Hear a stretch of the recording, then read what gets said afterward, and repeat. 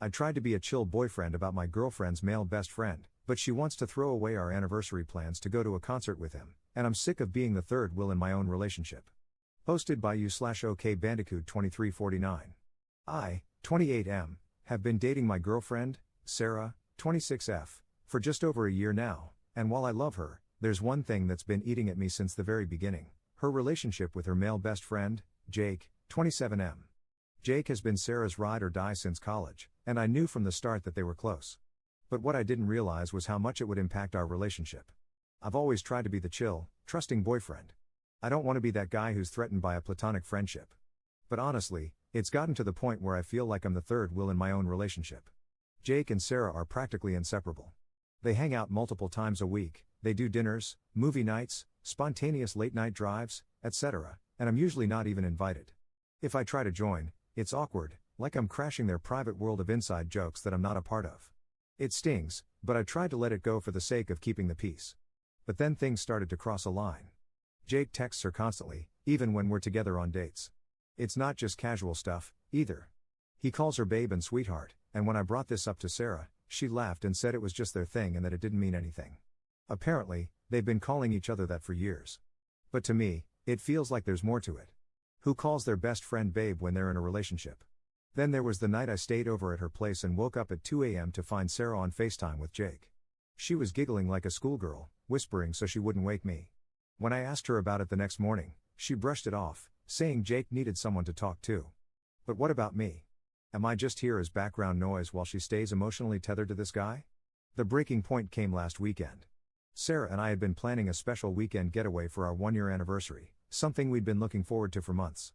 But out of nowhere, Jake invites her to a concert the same weekend. Sarah asked me if we could postpone our anniversary trip so she could go with Jake instead because it's a band they both absolutely love. I was floored. Our anniversary, something we'd been planning for months, could just be rescheduled for Jake?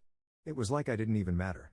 I told her that this was too much and asked her to set some clear boundaries with Jake, like no more pet names, no more hanging out one-on-one all the time, and definitely no more prioritizing him over our relationship. She blew up at me, calling me controlling and insecure. She even said, "You knew Jake was part of my life when we started dating. Why are you trying to change me now?" Things got worse when Jake apparently told her that I was being toxic and trying to manipulate her. Sarah is siding with him, saying I'm overreacting and that nothing has ever happened between them. She's now furious with me for giving her an ultimatum, when all I really asked for were some boundaries that would make me feel like I'm her boyfriend, not just a side character in her life with Jake. Now Sarah is giving me the silent treatment, and I'm starting to feel like I've somehow become the jerk in my own relationship. Am I losing my mind here? I'm not asking her to drop Jake completely, just to prioritize us and respect our relationship. But maybe I've been unreasonable. Am I the jerk for asking my girlfriend to set boundaries with her male best friend, or is this friendship way too close for comfort? /relevant comments. Commenter. Do everyone a favor and end this thing now. You'll be doing Sarah a favor, she can have Jake. You'll be doing Jake a favor, he can have Sarah. Most of all though, you'll be doing yourself a huge favor, because you can find someone who sees you as her ride or die and someone who is actually loyal to you. After all, loyalty is the single most important factor in friendship, not being nice or liking the same things. Sarah doesn't believe she needs to be loyal to you. You know how I know? We can only truly know what we believe, versus what we think we believe, by watching how we act. Her actions speak volumes. Update 2 days later. I first want to thank you all for the amazing support you've given me. After reading through the comments and talking to some of you, I made up my mind. I was done being second place in my own relationship, and I was ready to walk away. But what happened next surprised me. Saturday night, Sarah came over to talk. I was prepared to have the breakup conversation, but before I could get a word in, she told me something unexpected. She had canceled the concert plans with Jake. She said that after our last conversation, she realized how serious I was, and it made her think about everything. She told me she had been selfish, that she had taken our relationship for granted. She said she'd told Jake she couldn't go to the concert and instead wanted to spend the weekend with me. No distractions, no third wheels, just us. I was honestly shocked. Part of me didn't believe it. For months, I had been asking her to set boundaries with Jake, and suddenly, she was doing it? It felt surreal, like a last-minute effort to save something that was already broken. But she seemed sincere. She apologized, not just for the concert situation, but for all the time she had ignored my feelings, dismissed my concerns, and prioritized Jake over us. She admitted she had been blind to how much it hurt me and said she didn't want to lose me. It was emotional. She was crying, and I could see how much it scared her that I was about to walk away. For the first time in a long time, it felt like she was choosing me. But here's the thing, as much as I appreciated her apology, it didn't magically fix everything. I told her that while canceling the concert was a good step, it didn't erase all the hurt. I still felt like I had been competing with Jake for too long, and trust, once broken, is hard to rebuild. We ended up spending the weekend together as planned.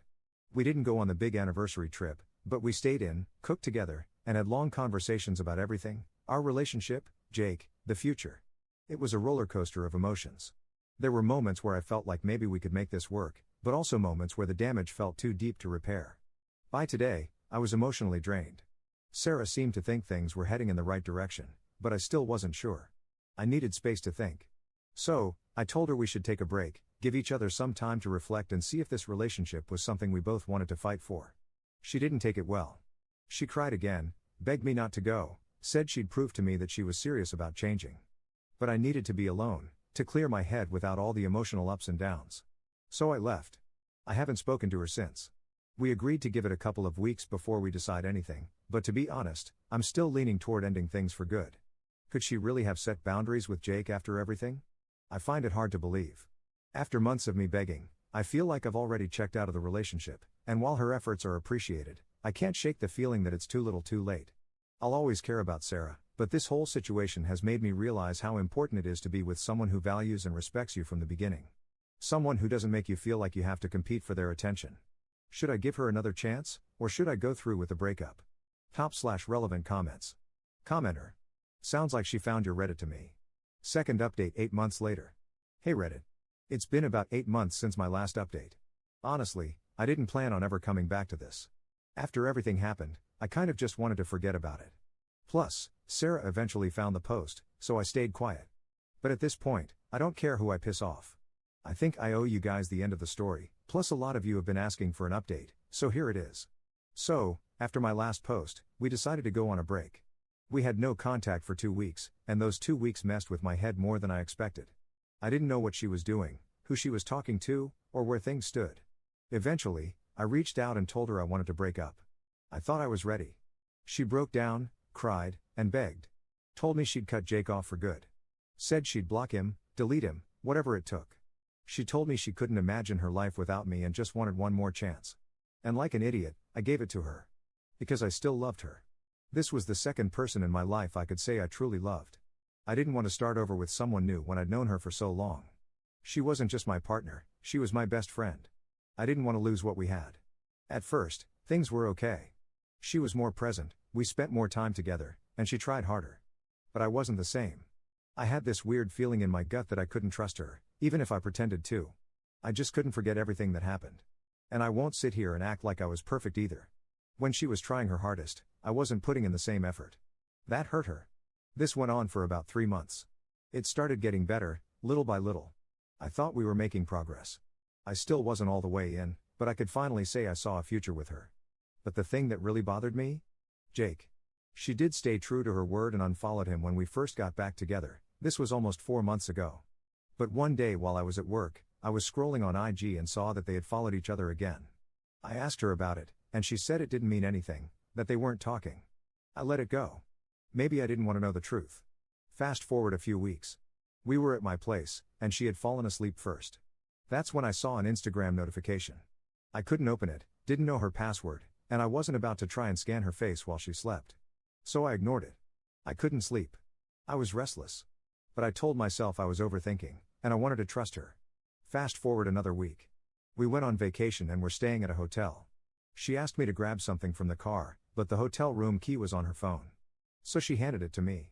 That's when my insecurities got the best of me, and I snooped while walking to the car. That's when I saw it, DMs from Jake. And honestly, I felt nauseous. Not just old ones. Recent. Some unanswered, but some she did reply to. Messages about how she couldn't stand being apart from him. How it killed her to block him. How she missed talking to him. How she wanted to see him again. And then the part that really broke me, how she had developed feelings for him but was scared to leave me because then it wouldn't be Jake and Op. It would just be Jake. She talked about how she didn't want to lose both of us.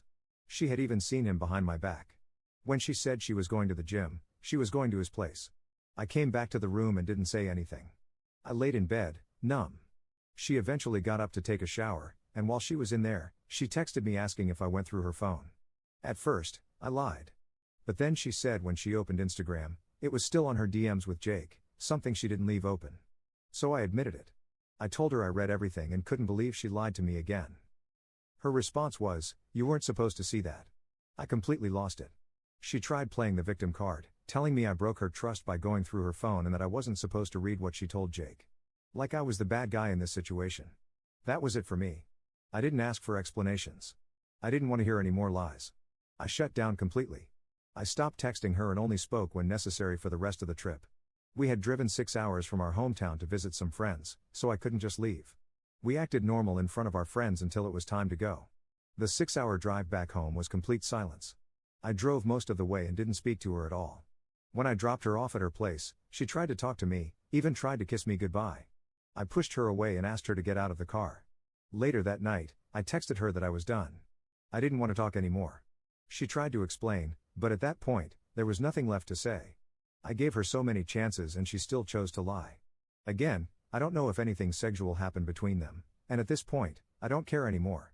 What I do know is I spent too long being second in a relationship where I should have been enough. So yeah, I'm single now.